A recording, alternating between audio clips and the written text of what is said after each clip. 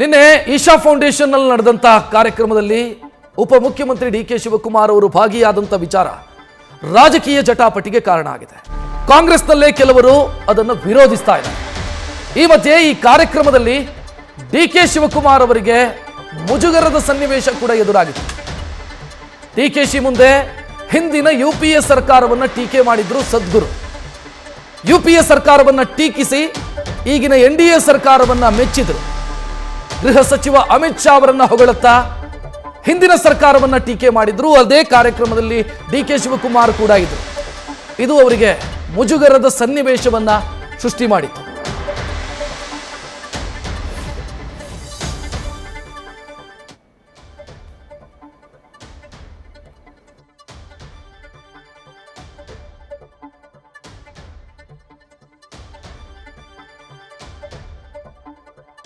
ನಿನ್ನೆ ಈಶಾ ಫೌಂಡೇಶನ್ ನಲ್ಲಿ ನಡೆದಂತ ಶಿವರಾತ್ರಿ ಕಾರ್ಯಕ್ರಮದಲ್ಲಿ ಉಪಮುಖ್ಯಮಂತ್ರಿ ಡಿಕೆ ಶಿವಕುಮಾರ್ ಭಾಗಿಯಾಗಿದ್ದರು.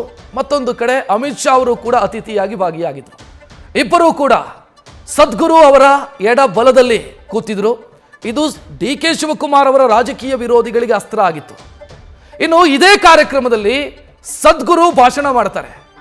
ಸದ್ಗುರು ಮಾತನಾಡೋ ಸಂದರ್ಭದಲ್ಲಿ ಹಿಂದಿನ ಯುಪಿಎ ಸರ್ಕಾರವನ್ನು ಟೀಕಿಸ್ತಾರೆ. ಹಿಂದಿನ ಯುಪಿಎ ಸರ್ಕಾರದ ಕಾರ್ಯವೈಖರಿ ಹೆಂಗಿತ್ತು ಅಂತಂದ್ರೆ ಪ್ರತಿದಿನ ದೇಶದಲ್ಲಿ ಬಾಂಬ್ ಬ್ಲಾಸ್ಟ್ಗಳಾಗ್ತಾ ಇತ್ತು. ಆದರೆ ಈಗ 10 ವರ್ಷದ ಅವಧಿ ಏನಿದೆ, ಈ ದೇಶದ ಜನ ಸುರಕ್ಷೆಯ ಫೀಲ್ ಅನ್ನು ಮಾಡ್ತಾ ಇದ್ದಾರೆ, ಅಥವಾ ನಾವು ಸುರಕ್ಷಿತವಾಗಿದ್ದೀವಿ ಅನ್ನುವಂಥ ಭಾವನೆ ಅವರಲ್ಲಿದೆ. ಅದಕ್ಕೆ ಕಾರಣ ಗೃಹ ಸಚಿವ ಅಮಿತ್ ಶಾ ಅವರ ಕಾರ್ಯವೈಖರಿ ಅಂತ ಹೇಳಿದ್ದು ಡಿಕೆ ಶಿವಕುಮಾರ್ ಅವರನ್ನು ಮುಜುಗರಕ್ಕೆ ತಳ್ಳಿದೆ. As all of you know, that slowly things were happening in the country, that every month there used to be a bomb blast. Next, where is the menu? Hyderabad, Bangalore, Mumbai, Pune, you name it. You have not heard of such things for the last 10 years. Thanks to all the agencies, forces, and above all, the one who leads them, our beloved Home Minister, and the determined hand with which he has handled this. ಈ ಬಗ್ಗೆ ಹೆಚ್ಚಿನ detail ನೀಡೋದಕ್ಕೆ ನಮ್ಮ ಪ್ರತಿನಿಧಿ Chandramohan news ಡೆಸ್ಕ್ನಿಂದ ನೇರ ಸಂಪರ್ಕದಲ್ಲಿ. ಚಂದ್ರಮೋಹನ್, ಈಗ ನಾನೊಂದು ಕಾರ್ಯಕ್ರಮದಲ್ಲಿ ಭಾಗಿಯಾಗ್ತೀನಿ ಅಂತಾದ್ರೆ ಅಲ್ಲಿರುವಂಥ ಅತಿಥಿಗಳು ನನಗೆ ಬೇಕಾದಂಗೆ ಮಾತನಾಡಬೇಕು ಅಂತ ನಾನು ಬಯಸೋದಕ್ಕಾಗಲ್ಲ. ಇಲ್ಲಿ ಸದ್ಗುರು ಮಾತನಾಡಿದ್ದಾರೆ, ಡಿಕೆ ಶಿವಕುಮಾರ್ ಅವರಿಗೆ ಬೇರೆ ದಾರಿನೇ ಇರಲಿಲ್ಲ. ಆದರೆ ಈಗ ಡಿಕೆ ಶಿವಕುಮಾರ್ ಅವರ ರಾಜಕೀಯ ವಿರೋಧಿಗಳಿಗೆ ಮತ್ತೊಂದು ಅಸ್ತ್ರ ಸಿಕ್ತು ಅಂತ ಅನ್ಸುತ್ತೆ ಈ ವಿಡಿಯೋ. ಸಂಪರ್ಕ ಸಾಧ್ಯ ಆಗ್ತಾ ಇಲ್ಲ. ಒಟ್ಟಿನಲ್ಲಿ ಡಿಕೆ ಶಿವಕುಮಾರ್ ಅವರು ಈ ಕಾರ್ಯಕ್ರಮದಲ್ಲಿ ಮೂಕ ಪ್ರೇಕ್ಷಕರಾಗಿದ್ರು. ಸದ್ಗುರು ಮಾತನಾಡ್ತಿದ್ದಾರೆ, ನಾನದು ಇಂಟರ್ಫಿಯರ್ ಆಗಕ್ಕೆ ಸಾಧ್ಯ ಇಲ್ಲ, ನಾನು ಅತಿಥಿಯಾಗಿ ಹೋಗಿರೋದು. ಅತಿಥಿಯಾಗಿ ಹೋದಂಥ ಸಂದರ್ಭದಲ್ಲಿ ನಾನು ಹೋಗಿರುವಂಥ ಕಾರ್ಯಕ್ರಮದಲ್ಲಿ ಇಂಥದ್ದನ್ನೇ ಮಾತನಾಡಬೇಕು ಅಂತ ನಾನು ಹೆಂಗೆ ಹೇಳೋದಕ್ಕೆ ಸಾಧ್ಯ ಇದೆ? ಡಿಕೆ ಶಿವಕುಮಾರ್ ಕಾರ್ಯಕ್ರಮದಲ್ಲಿ ಅತಿಥಿಯಾಗಿ ಭಾಗವಹಿಸಿದ್ದಾರೆ. ಅಲ್ಲಿ ಸದ್ಗುರು ಅಮಿತ್ ಶಾ ಅವರನ್ನು ಹೊಗಳಿದ್ದಾರೆ. ಅಮಿತ್ ಶಾ ಅವರನ್ನು ಹೊಗಳೋ ಸಂದರ್ಭದಲ್ಲಿ ಯುಪಿಎ ಸರ್ಕಾರದ ಪ್ರಸ್ತಾಪ ಆಗಿದೆ, ಯುಪಿಎ ಸರ್ಕಾರದ ಕಾರ್ಯವೈಖರಿಯ ಪ್ರಸ್ತಾಪ ಆಗಿದೆ. ಹೆಚ್ಚಿನ ಡೀಟೇಲ್ ನೀಡೋದಕ್ಕೆ ಚಂದ್ರಮೋಹನ್ ರೆಡಿ ಇದ್ದಾರೆ. ಚಂದ್ರಮೋಹನ್, ಇಲ್ಲಿ ಡಿಕೆ ಶಿವಕುಮಾರ್ ಅವರಿಗೆ ಬೇರೆ ಆಯ್ಕೆಗಳಿರಲಿಲ್ಲ. ಯಾಕಂತಂದ್ರೆ ನಾನು ಅತಿಥಿಯಾಗಿ ಹೋಗಿರೋದು ಒಂದು ಕಾರ್ಯಕ್ರಮದಲ್ಲಿ, ಅಲ್ಲಿ ಇಂಥದ್ದನ್ನೇ ಮಾತನಾಡಿ ಅಂತ ನಾನು ಹೇಳೋದಕ್ಕೆ ಸಾಧ್ಯ ಇಲ್ಲ. ಆದರೆ ಈಗ ಡಿಕೆ ಶಿವಕುಮಾರ್ ಅವರ ವಿರೋಧಿಗಳಿಗೆ ಇದು ಅಸ್ತ್ರ ಆಗತ್ತೆ ಅಂತ ಅನ್ಸುತ್ತೆ.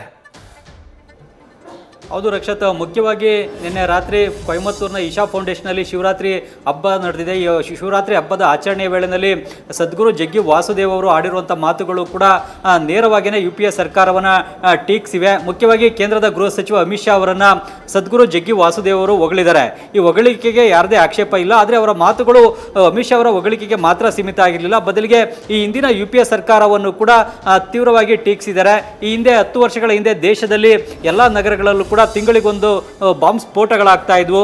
ಹೈದರಾಬಾದು, ಬೆಂಗಳೂರು, ಮುಂಬೈ, ಪುಣೆ ಸೇರಿದಂತೆ ಯಾವುದೇ ನಗರವನ್ನು ತೆಗೆದುಕೊಳ್ಳಿ, ಅಲ್ಲಿ ತಿಂಗಳಿಗೊಂದೊಂದು ಬಾಂಬ್ ಸ್ಫೋಟಗಳಾಗ್ತಾ ಇದ್ವು. ಆದ್ರೆ ಈಗ ಕಳೆದ 10 ವರ್ಷಗಳ ಅವಧಿಯಲ್ಲಿ ದೇಶದಲ್ಲಿ ಆ ರೀತಿಯಾದಂಥ ಯಾವುದೇ ಘಟನೆಗಳು ನಡೆದಿಲ್ಲ. ಇದಕ್ಕೆ ನಮ್ಮ ದೇಶದ ಏಜೆನ್ಸಿಗಳು, ಸೆಕ್ಯೂರಿಟಿ ಫೋರ್ಸಸ್, ಎಲ್ಲದಕ್ಕಿಂತ ಹೆಚ್ಚಾಗಿ ಕೇಂದ್ರ ಗೃಹ ಸಚಿವ ಅವರು ಕಾರಣ ಅನ್ನೋ ಒಂದು ಮಾತನ್ನ ಹೇಳಿದ್ದಾರೆ.